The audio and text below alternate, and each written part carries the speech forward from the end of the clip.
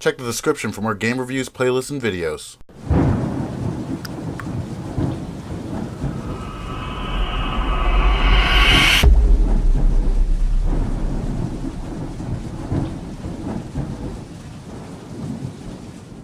Danzo. Motherfucking Danzo. Danzo's so goddamn overpowered, he needs his very own video. Well, most of his very own video.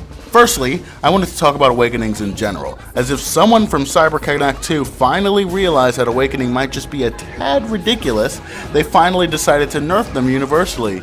Yay! Maybe someone from CC2's been watching old Ragnarok Hybrid. Doubtful, I know. Anyway, no longer can their dashes cancel yours. Most of them can't break guards as easily. A lot of the more significantly powerful attacks are reserved for True Awakening, yada yada yada. Still though, some of them can't stumble or be blown back, which makes sense I guess, though it's still plenty frustrating. They're also typically a lot faster than their unawakened forms. This makes sense for some characters like Rock Lee, but not all of them. I mean shit, Rock Lee can dash across the entire stage in a millisecond, and so can Kushina, Kiba, and Neji. Do they all have the hidden gates unlocked? And furthermore, while it makes sense sort of for some smaller awakenings to counterattack, why the hell can Giant and other beast awakenings counterattack? Forgive me if it just seems a little odd for me that these things are possible. Not only do we have 20-foot giants substituting and doing kawarimis as if they're actually fooling someone, but now they can counterattack? Thankfully, the placement's all weird and most characters will be too far to actually hit them when the counterattack is attempted, but holy Jiminy Cricket, Awakenings really bar no holds. And some of them can still use support characters. Now, while I must admit I've utilized quite heftily support characters when I awaken as Kushina or someone, I still don't think they should have them. I'm just a hypocrite, what can I say? Still, I'd rather have these awakenings than the old ones, but you know what I'd also rather have? Awaken from the start, and perpetual awakening battles, maybe at the cost of support characters and added chakra costs for dashes and jutsu. I'd also like to have awakening outros, so that if you win a battle in an awakened state, not only do you feel like a badass, but you will proceed to look like a badass, roaring as Shukaku or slicing the earth as perfect Susanoo. They did this in Storm 1, it's possible, they just never brought it back for no reason at all. Sure, they'd have to change the victory camera angles, but wow, is changing a few camera angles that difficult? I mean, they added freaking boss awakenings into the game. Speaking of boss awakenings, the new and improved awakening. Christ, as if we were all asking for that. Actually, they're kinda cool and a much needed to balance the overwhelming cool of all the new ultimate jutsu, but they were a little impossible to fight against. You're better off dodging their attacks until time runs out, unless you're absolutely certain you can finish them off in 4 hits or less. They can't block, I think, but they also can't flinch. Their moves are slow but take up a wide breadth of space and will annihilate you if they so much as nudge a single hair on your head. At this point, the word balance ceases to have any relevance. These things are the epitome of God mode. In fact, they'd only be more God mode if they had the words "Keep Holy the Sabbath, bitches" plastered on their foreheads. But in a sense, Ultimate Jutsu are also God mode too, are they not?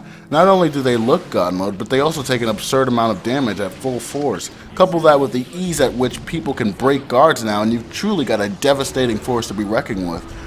People will guard break ultimate at the slightest provocation. Kick their dog, guard break ultimate, steal their wallet, guard break ultimate, flip them off, guard break ultimate, apologize for flipping them off, guard break ultimate.